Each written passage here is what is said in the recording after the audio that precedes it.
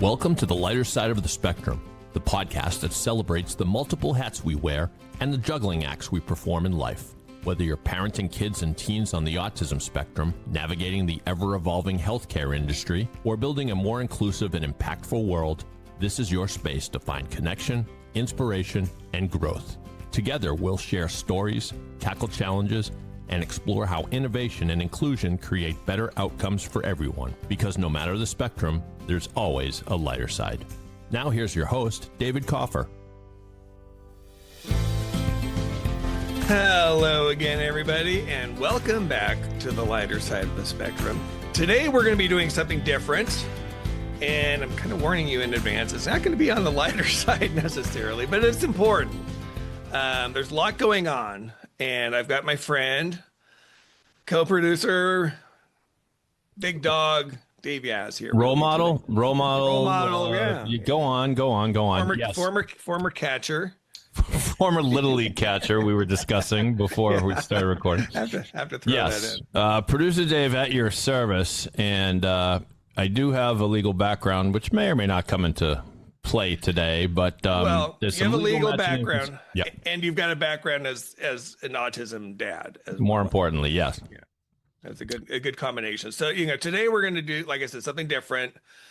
We're going to ask, what if the biggest disability rights story right now isn't just the headline? We've been talking about headlines off and on over the past few months, but what if what we're seeing is a pattern? A legal opinion that could weaken the right of disabled people to live in the community. Medicaid cuts that threaten the services that make community living possible. A move to shift special education away from the Department of Education and into Health and Human Services. On their own, they kind of sound bureaucratic, kind of legalese, agency shuffling, budget fights. It's easy to kind of scroll past and I think ignore, but if you're listening, if you're a disabled person or a parent of a disabled child, these aren't abstract policy debates. This is whether or not your child gets support in school. This has to do with whether your adult son or daughter can live at home and get support there in their community with the support they need. It's whether services are treated as rights as opposed to optional expenses. And it's whether families are expected to keep absorbing the burden while systems keep stepping back. So, like I said, we're going to talk about a lot of these things that are going on because the question underneath all this is pretty simple. Are we treating disabled people as citizens with rights? Or are we slowly moving them into a category where their needs can be managed, delayed, denied, or cut? So, Dave, I know this isn't super fun or happy, but they are connected. That's not the word, yes. As we're saying, yeah. I mean, these are all connected. We're seeing, like I said, over the last few weeks, all these kind of concerning developments for our community, right? Not just the autism community, the disability community. The Justice Department issuing their opinion that could weaken the longstanding understanding of Olmstead, right? Yep. We'll start with that. Let's just start with that because sure. we got some others. Let's just kind of jump into that first. Yeah, I mean, there's. I'll let you kick it off in a moment. But like what's troubling here is, and maybe I don't know if this is a good way to frame it or not, but if you go skiing and break your leg, you're a patient, and all of a sudden the healthcare system matters to you. You hope you get You hope you get the appropriate care in the moment. You hope you get the appropriate care for rehab, anything you may need down the line, for medications. So it can become a big deal to you what kind of shape our healthcare system is in. You're a patient, right? Yep.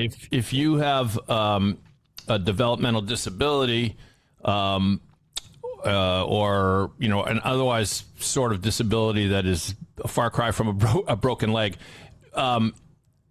you could say, okay, well, this person needs services too from the healthcare. They need therapy. They need maybe certain devices. They may need certain meds as well for what they got going on.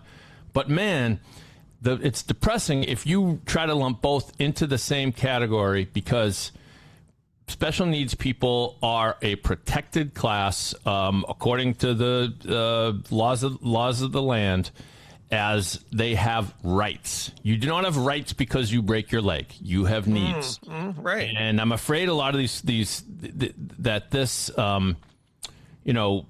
current, we'll probably get into what the current administration in Washington is up to, but they can play some dirty tricks when it comes to these things. And it's hard because a lot of the special needs community can't, as we know, literally cannot speak up for themselves.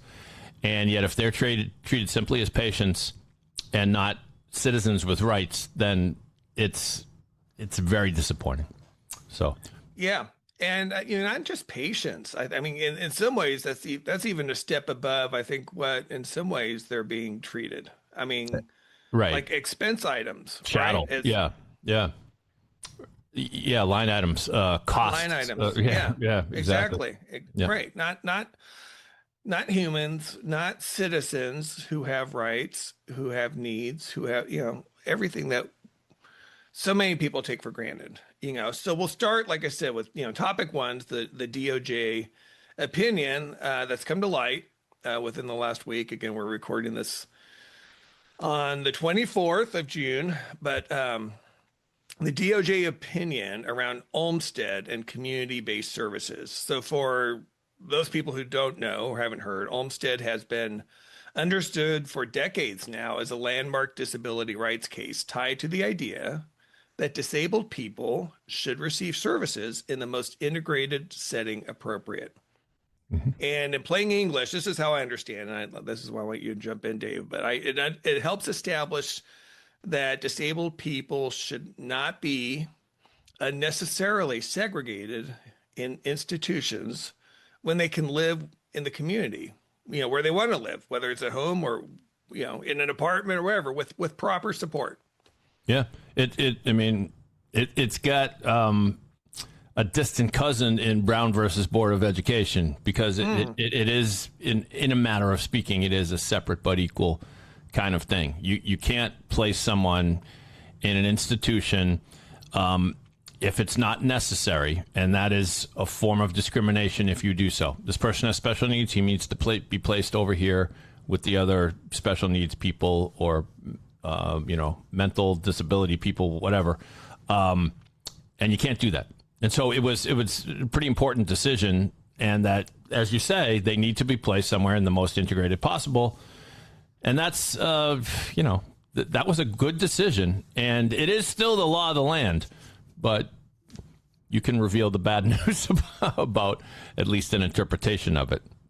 Yeah. I mean, this is, again, a DOJ opinion that's come out with this interpretation, basically saying that they don't believe it should be the law of the land. Mm-hmm. They're kind of saying screw precedent, screw what's already in place. We don't think this should be enforced, basically. Yeah. And above and beyond that, and this is one of the other topics we're going to talk about. Not only that, but we're going to cut the funding that makes it possible for this in many cases, the Medicaid support and some of those other areas that help, that provide support for people to live within the community. Yeah.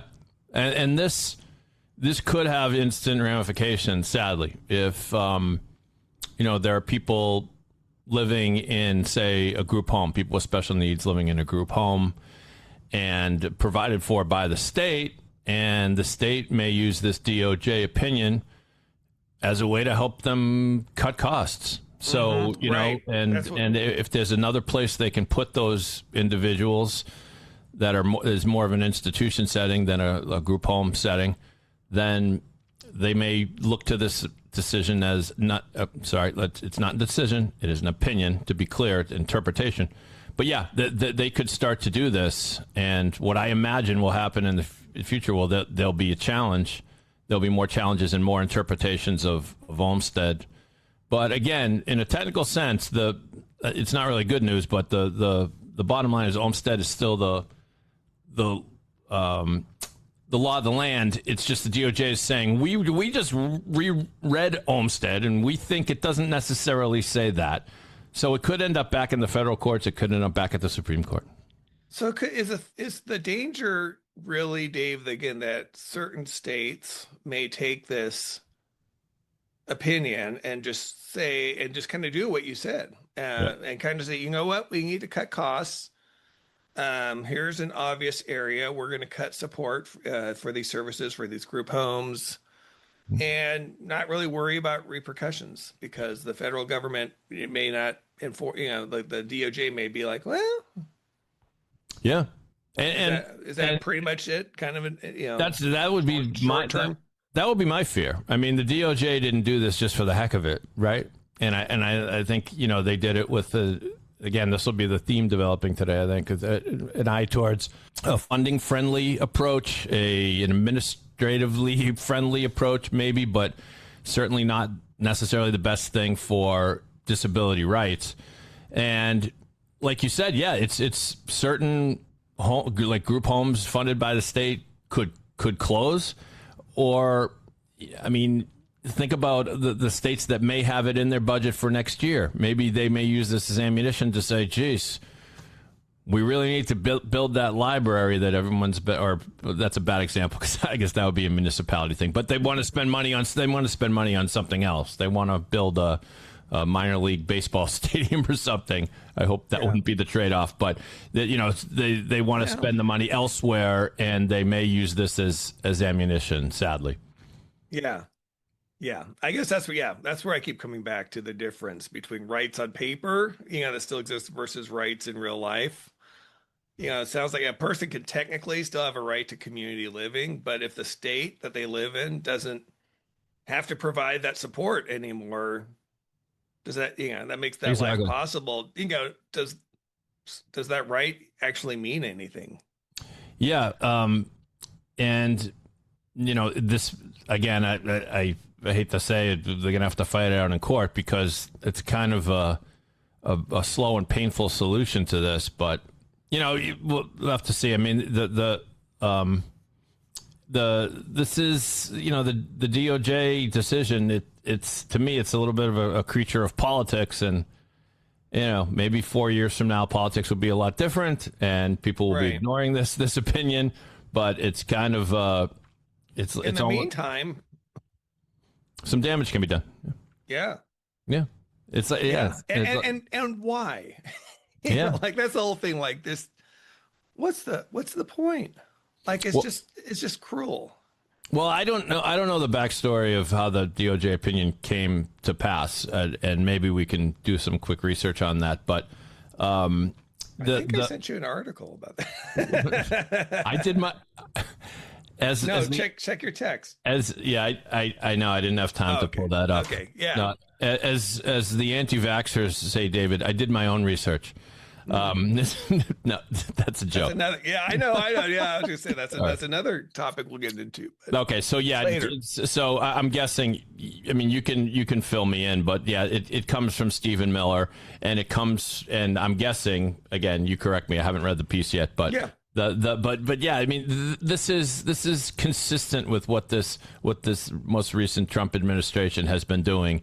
It's the Elon Musk thing saying everybody that works for the government needs to tell me exactly what they're doing right now, because we're going to sort this out. And God forbid that some people with disabilities are getting a little bit more than they should. We're going to ferret that out. Anything. Yeah. So this came from Bloomberg Law. Okay. And I'll just kind of read just the lead and opening graph. So White House advisor Stephen Miller was the driving force behind the Justice Department's recent memo authorizing states to institutionalize people with disabilities rather than fund community-based care, said people briefed on the situation. Miller, the president's powerful deputy of chief, was frustrated that the department's civil rights division was still reaching settlements, compelling states to transfer those experiencing mental illness out of institutions, added the individuals who spoke, of course, anonymously out of fear of retaliation. They said supposedly the fear was he felt that their agreements would increase homelessness and didn't adhere to Trump's July executive order pressuring cities and states to move homeless people into treatment centers. Well, So yeah, but so again, not a huge shock for anyone who's following events and anyone who understands who this person is and his beliefs yeah, and policies. for sure. And it seems, yeah, from the bottom of Stephen Miller's cold dead heart, I'm not surprised that that's where it comes from. It seems a little bit in keep. I'm not sure about the homeless angle. I don't want to speak out of school because I'm not sure how that. The homeless issue is obviously an issue unto its own, and if homeless people deserve certain services, they should be getting them as well. I mean, I'd agree with that. But this, this seems like the latest sort of a junior version of the war on DEI. Did I say that right? Yeah. Yeah. Yeah. Yeah. It's like there's this uppityness of the administration saying, they're getting what? They're getting what? Why? Well, and let's make sure they're only getting what they deserve. And it's done with a scalpel rather than a fine-tooth comb. Yeah, or an axe. Yeah, an axe rather than a scalpel. Right. I made my own metaphor, which choose your weapon. Right, exactly. So, we touched on this. The next topic that's again related to this is Medicaid as a disability infrastructure. And I think Medicaid is really misunderstood in general in our country. Mm-hmm. I don't think that many people know a lot about it. I don't think there's a lot of education. I certainly did not until we entered this world, and I think people just think of it as kind of like health insurance or doctor visits. They don't realize that it provides a lot of other support, things like respite services, or as you were talking about, therapy services. I mean, there's a lot that it provides, particularly for adults with disabilities, who may have significant support needs. And this administration has proposed. I mean, this is part of the last major bill slashing the budget. I mean, up to $1 trillion over 10 years, I believe, was the figure I saw. Mm-hmm. Yeah, and this will have real world implications as well. There in our world, the people with autism, thanks to Medicaid, have things like transportation assistance, therapists, job coaches for some, and yeah, right. And if the Medicaid funding is reduced, the state might cap those services, or there might be longer waiting lists, and it's already a pain in the ass to navigate state benefits as it is, and so this adds another possibly negative wrinkle to it. So, and it's it's just disheartening because a person has been evaluated based on their disability and what they may need in terms of Medicaid, and their disabilities haven't changed. They still exist, but now there's not as much money in the pot. Yeah. Not only that, Dave, I'm glad you brought that up, because also what's changed is not only are they cutting the services, they've made it more difficult to retain services. So you have to now reapply or prove that you still need these services on a more frequent basis, like every 6 months. So again, it's ridiculous. It's like someone who is disabled has to prove they're still disabled. Right. Every 6 months. Like, yep, I'm still paralyzed from the waist down, or yep, I'm still autistic, and like. Yeah. Oh, you mean my son's autism amazingly healed itself between the ages of 25 and 26. Didn't that? Right. That'll probably happen with your son too, Dave. Yeah. It's just, yeah. I mean, and they say you've met one person with autism. You've met one person with autism, but, the vast majority, I hope I'm not overstating it, but the vast majority of people with autism, there are things they can learn and different ways they can do things and do amazing things that you maybe think they weren't capable of, but that doesn't change their diagnosis, Yeah. I think, the bottom line with Medicaid is like, again, I think it's misunderstood. but it's really kind of the quiet architecture behind a lot of the disability rights. As you were saying, like we have the law of the land, the ADA and Olmstead they may say on paper that disabled rights or disabled people belong in the community. But Medicaid is often what pays for the support, that allows it to happen. And if you're cutting Medicaid, again, you may still have the right on paper, it may still be there, but there's no way to make that possible. That potential life disappears. Or again, the burden falls on families who often are not in a position to support it. Absolutely. Yeah. Yeah. And it's not the kind of thing that most people think about every day. It's not and a news report comes on CNN, like changes in Medicaid law, people's eyes glaze over and they change the channel. But it affects, needless to say, it affects millions. Millions of people. Yep. Right. Millions of families. It's just, it's really disheartening. And so, topic number 3 is moving special education from the Department of Education to HHS. And so, the third piece of this, what we're discussing is moving this. And again, there's something else that I think I've seen comments, they just kind of say, oh, it's just bureaucracy. It's just moving it from one department to another. Oh, it sucked. It sucked in Department of Education. They weren't doing anything anyway, so they just might as well just shake it up and see how it goes. Yeah, sure. Right. I mean, I've seen and it's like, but there's no plan. There is literally no plan. There's been no plan articulated to say, here's what's going to change. Here's what's going to get better. Here's what we're going to do. Here's what we're going to implement it. It's being moved to a department that has no experience here, that's being run by someone who literally has zero experience when it comes to education, let alone special education. And it's, and education is a legal right. I mean, it's a fundamental right that every student has. And this isn't just like some special service or something, extra bonus for kids.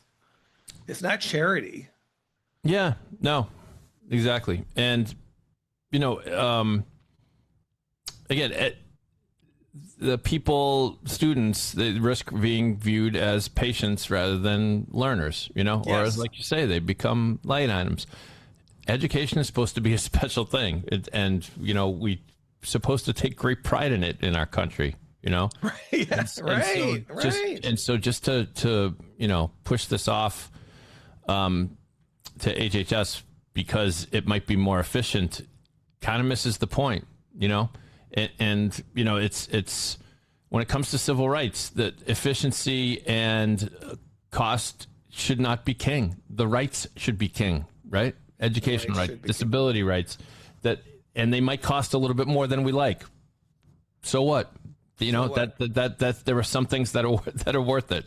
And I know I'm generalizing, but that's again, all these topics seem to be sort of nudging in the same direction, and it does bum me out.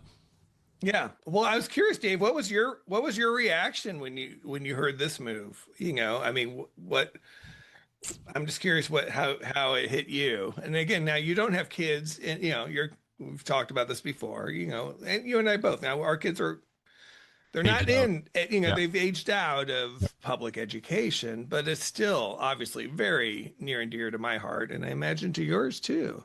Oh, of course. I mean, anyone with a child with an IEP knows it's painful. It's a morass of details that you feel like you can never really stay on top of. It's seldom knowing exactly what you're entitled to. I mean, and then it's like, and you kind of don't know where to go. Like, what should I do? Should I hire a lawyer, an educational advocate? Should I just, have my brother who practices real estate law take a look at it? Like, well, I mean, there's somewhere that's the cut. You get advice from, there's no one way to do this. And so, now the fear is that, the school districts may not be providing as adequate training for staffs with a move like this, because it just won't be the same game. And you want to say our child is being denied equal access to education, but if Who it's do you real, go to? yeah, exactly, yeah, and if now it's a healthcare model, so it's like, well, no, it's not about their rights. It's about what treatment or therapy does this child need, and how can we provide it in the most inexpensive way possible. So, yeah, just disheartening. Now, we should say that I mean, you and I raised our kids in a time when it's not as if 20 years ago the resources were plentiful and you always got what you asked for. It's quite frankly always been a struggle, because it's not, I don't know, I guess because it's not a sexy issue, it's not as, it doesn't affect as many people as say, as women's rights or minority rights or anything like that, and yet so important. So that was my reaction. Yeah, no, I think that's a fair statement. And again, I want to be clear, because again, our experience, frankly, with public education, specifically as it affects Stone, is horrible.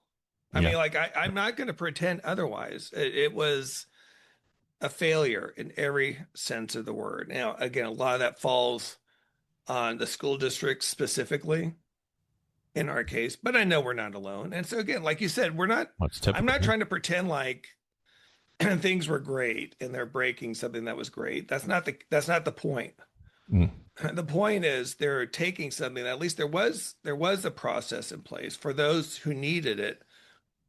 There was a system. There were people who would investigate IEP enforcement, due process. I've talked to parents who successfully utilized those resources that were in place.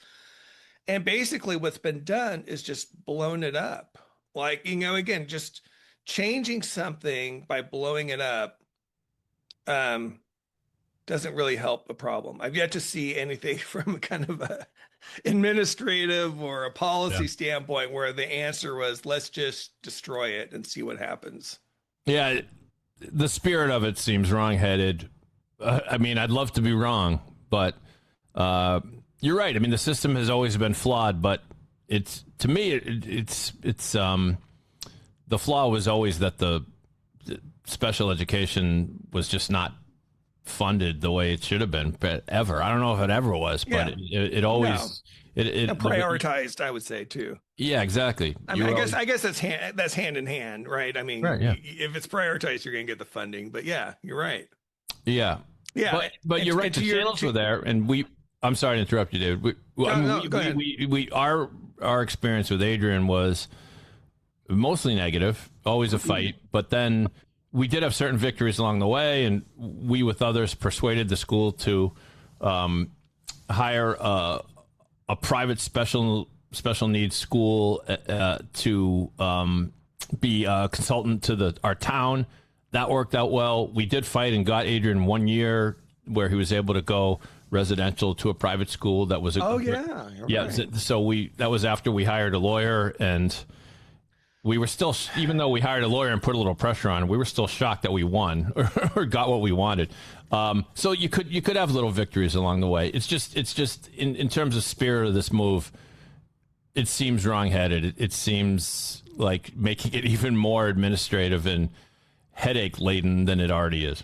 Well, you kind of touched on this earlier, Dave, and the way I would kind of frame it, I want people to think about it, kind of walking away, is it moves special education kind of further away from what we were saying. It's a rights-based educational framework and closer, I think, to like a health services framework.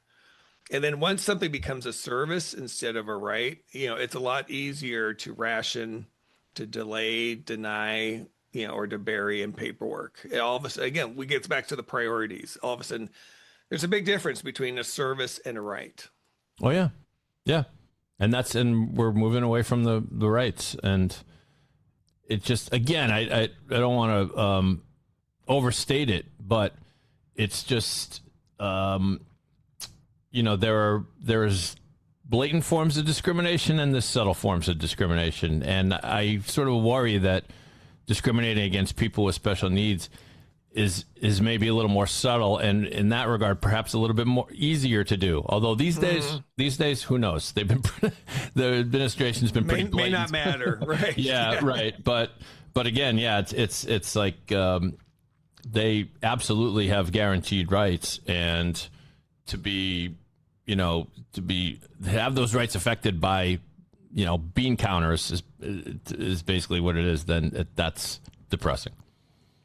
Why do you think it is that, the disabled people and families in this community always seem to be first in line when, systems or they start looking for places to cut or offload responsibility? Is it what you just said? I mean, is it just... Yeah, I think their voices, the voices aren't as loud, and I'm not sure why, because it's not as if...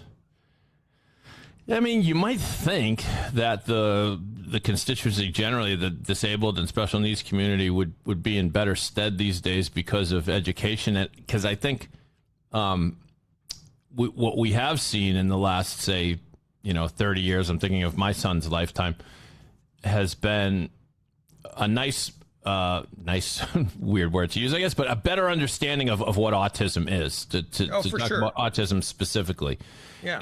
And so you would think that, at least in terms of autism, it would, and I don't know, maybe there's some evidence that nonprofits have raised more money for autism research and treatment than ever before. I'd like to think that was true, but in terms of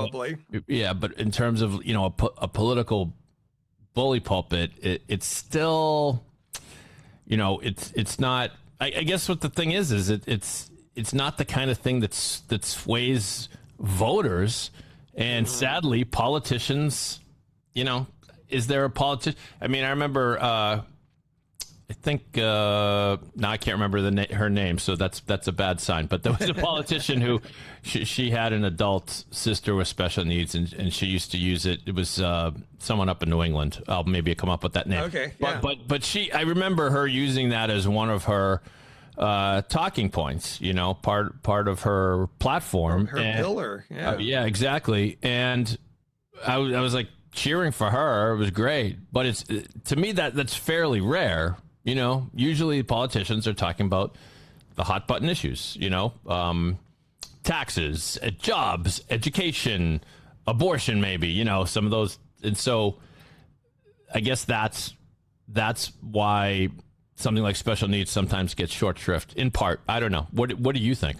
Again, I hate to sound cynical, but I think it comes down, like you said, power and money. Unfortunately, this is not a community that has billions of dollars at its disposal to lobby, to influence, to shape policy. It's at the beholden, just like we are, of appealing to people's their hearts. And there's do the right thing.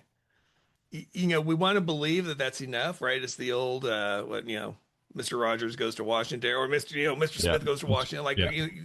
People may have good intentions. Politicians, I know they're out there, in spite of what people think. Yep. So but I guess the way it's set up today, right? Money dictates so much, and there's again, it sounds awful, but it's true. We're seeing this, with detention centers, with ICE. Mm-hmm. There's probably people out there, they're thinking there's money to be made here. Institutionalizing this population that has this need. I think you're right. And, when politicians make their stump speeches, they're looking for donors. And they, the money is not necessarily going to come from those who are screaming for special needs rights. Maybe that's a subset of what you're talking about. But I had a lot of the facts wrong when I spoke before, so let me correct them about this particular politician. I was thinking of New Hampshire Senator Maggie Hassan, who used to be the governor of New Hampshire, and I really should have come up with her name. But she has special needs son. Her son was born with severe cerebral palsy, and so she's been really inspirational. But we need more of that. We do, and we're seeing that, and we've talked about it here in New York, in New York State, with the representatives, Representative Santa Barbara, I believe is his name, coolest name ever. Yeah, But nothing wrong with his name. he has a non-speaking son who's the one who's championed the bill, the communication rights bill, that stalled because of big, financial interests in New York that got to the head of the disability committee, Fahey, Senator Fahey, there.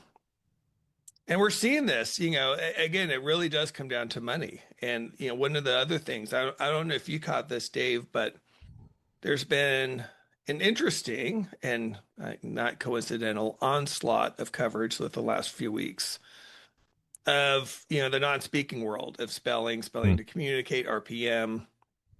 And there was a Washington Post article, actually, it was like a syndicated, but they ran it as an article from KFF Healthcare News Service that asked. So the headline was basically kind of like, it's non-speaking. They have this communication. I'll have to get the exact headline, but in the headline they say, basically, is it legit or is it a hoax? And they use the word hoax. So problem number one, right? So in there, they opened up the reporter opens up the article talking about interviewing Elizabeth Bonker, who's, of course, is just, our rock star hero, founder, executive director of Communication for All. She's a graduate from Rollins College. She's just doing amazing work with her mom. So the reporter was interviewing her, and he made a point of saying it was before she was meeting with RFK Jr., because this is right before the IACC meeting. The first one, actually, since he took over and kind of replaced that whole committee. And she is one of two non-speakers on the committee. We've talked about that before, which is great. I mean, we want people like Elizabeth representing the autism community on the committee. So of course, she's in Washington, D.C. to talk as part of this committee. And of course, she had the opportunity to talk to RFK Jr. ahead of time. You're going to do that. There's nothing nefarious about that. But what this reporter did was talk about how he conflated RFK Jr. and Maha with spelling and RPM and the non-speakers who are using this method of communication. Basically tying them together, saying, look, here's this group of parents who are using this controversial method of communication. They're the same ones who are also part of Maha. And part of RFK Jr. These are these anti-vaxxers, basically trying to tie them all together. And there are a lot of spellers and parents who are not anti-vaxxers, who are not, part of Maha.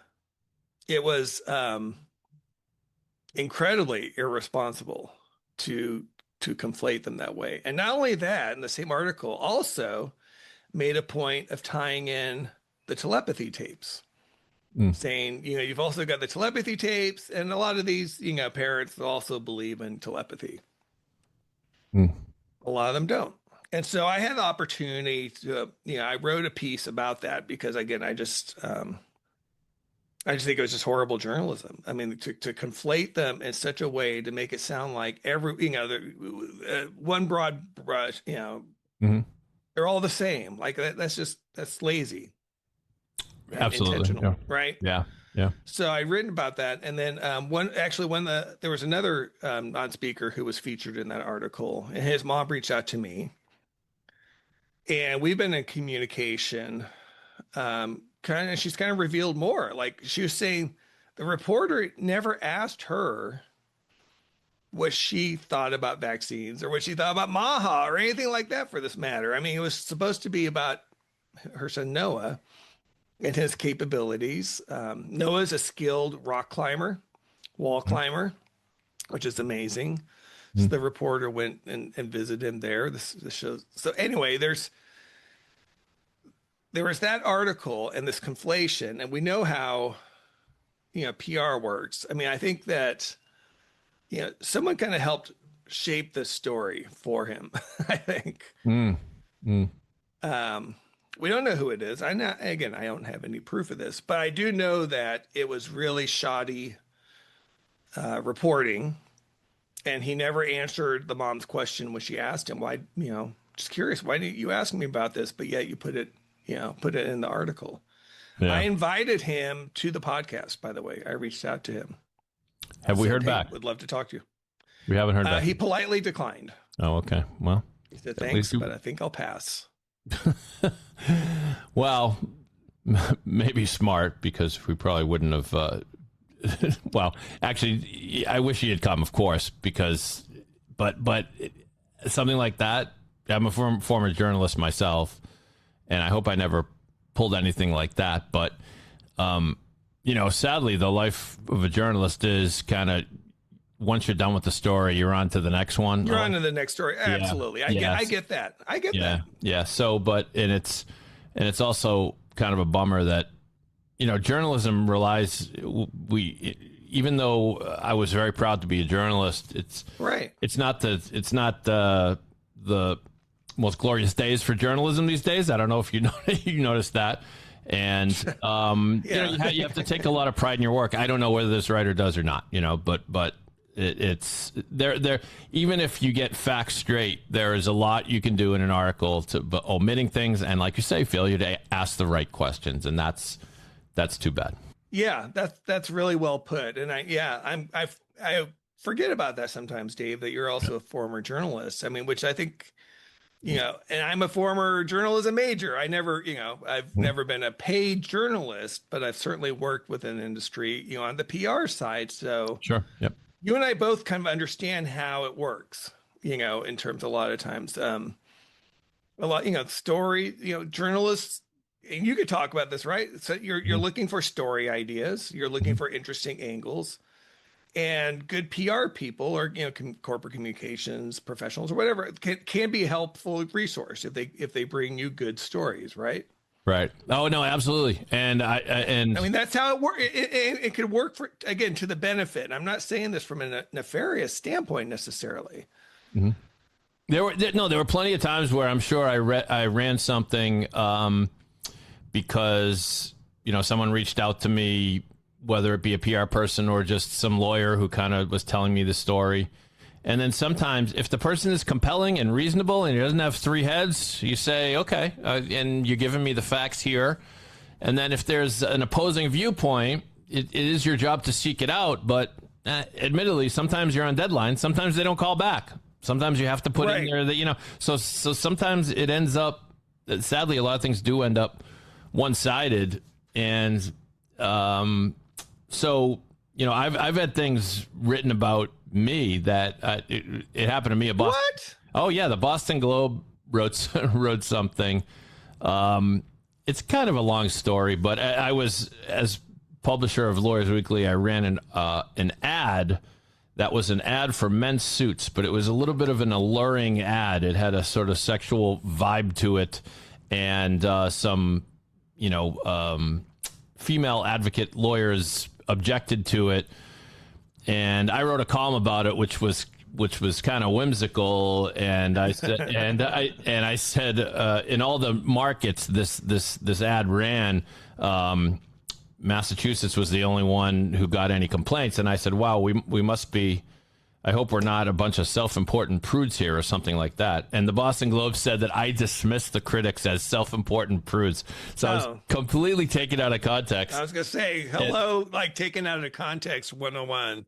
Exactly. And I kind of huffed and puffed for a moment. And then I said, well, I guess now I know what it's like to be on the other side, and so maybe next time take an extra beat before you try to conclude something like that. So it happens. It's not excusable, but it's understandable. I just wonder, can you talk to that in terms of what about, finding the angle? Like, again, I know you can't speak to this reporter's motives or whatever in this particular case, but, isn't it kind of odd in a way that, like, again, that that he would kind of conflate these things together, but not Yeah, not ask. And actually, Elizabeth Bonker said the same thing. She had responded and said, you never asked me what I thought about vaccinations, or kind of, again, this, the RFK Jr. platform that I think we all kind of understand now.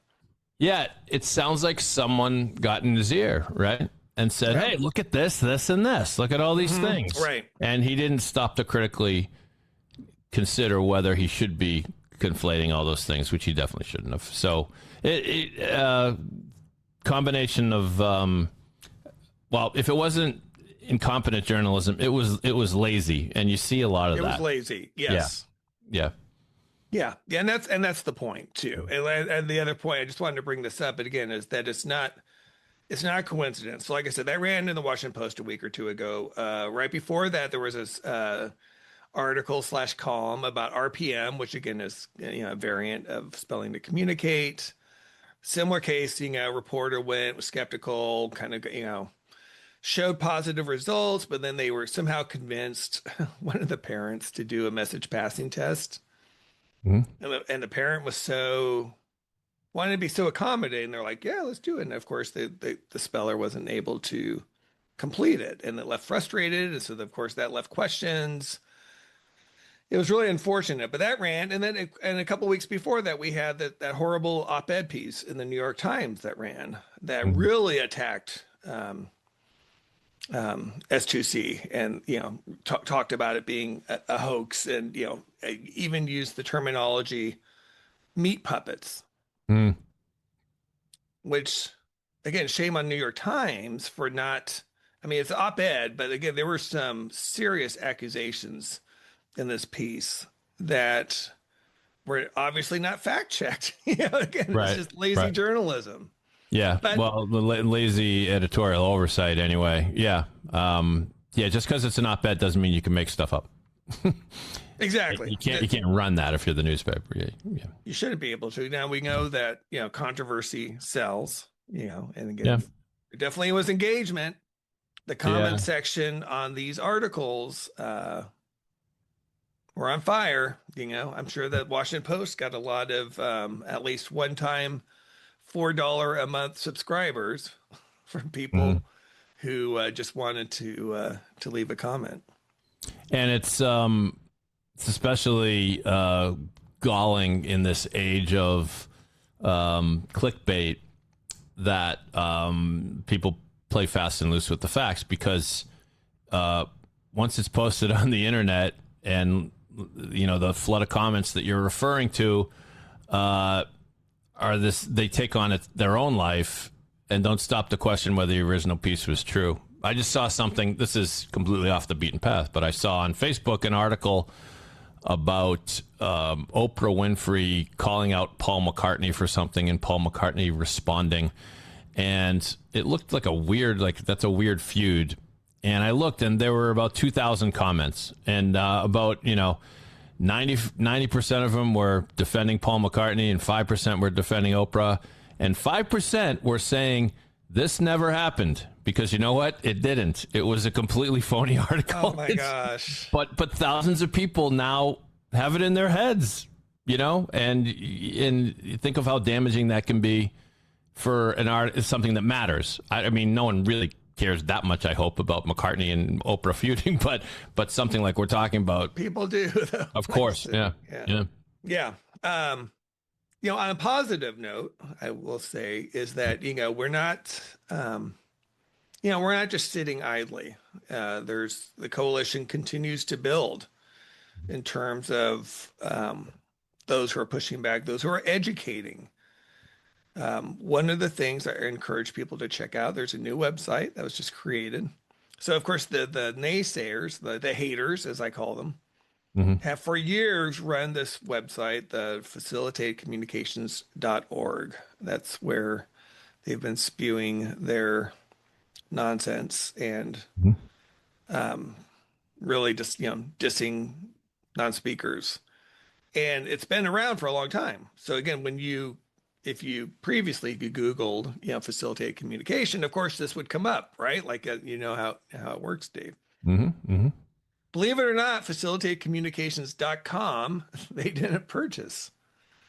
So one of the allies within the resistance, we'll call it, purchased the domain. Oh, wow. Okay.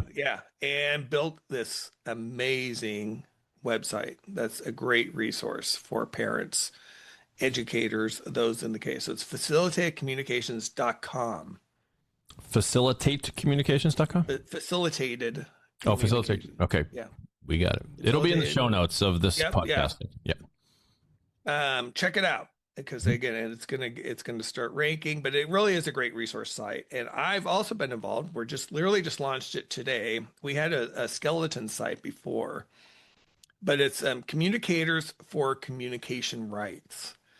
And this is a coalition that I kind of started up right around the time Stone and I did our autism advocacy tour back in September, back in DC and New York. And the idea behind it, Dave, is that communicators like you and I, professional communicators, whether PR people, journalists, lawyers, people who rely on communication, I think fundamentally understand this fight. They understand that communication should be a right, that it's not an option, and that when you talk to people about spelling and seeing these worlds that are unlocked, they get it. And so what I want to try to do is build a coalition of people who sign up and say, yeah, we support this. And again, make it a resource for those who want to help fight for their voice. So that's, we'll put the address. We're actually checking on another domain, but for now, the domain, the URL is comm, COMM, for comm, COMM rights.org, comm4commrights.org. Use the numeral comm. Yes. For yes. commrights.org. Yes. Right. We're trying to get an easier one, but like I said, we'll include that. But it's a kick-ass site, man. It's great. Yeah. Great. Yeah. So we're like I said, we're creating resources. We're providing information. Of course, my Substack, I have a lot of articles that are great resources for parents and others who are looking to challenge those, whether it's the message passing test or other rights. These are inherent rights, as we had talked about at the top of the show, that our kids have. And we can't lose sight of this. This isn't, we're not asking for favors. Right. Yeah. That's a good reminder to me to make sure that the link to your Substack is in the show notes of this podcast as well. We'll make sure to do that. Please do subscribe. Yes, please do. It's been really fun and exciting. We're starting to see that hockey stick growth start to go in terms of subscribers and comments, and I love that. So again, please share feedback that you have, ideas, thoughts, whatever. We're here. This is why we do the work. Mm-hmm. So to wrap up, Dave, again, we kind of talked about a lot of discouraging things, but I wanted to end on kind of a hopeful note that, again, there's a growing, like I said, growing coalition.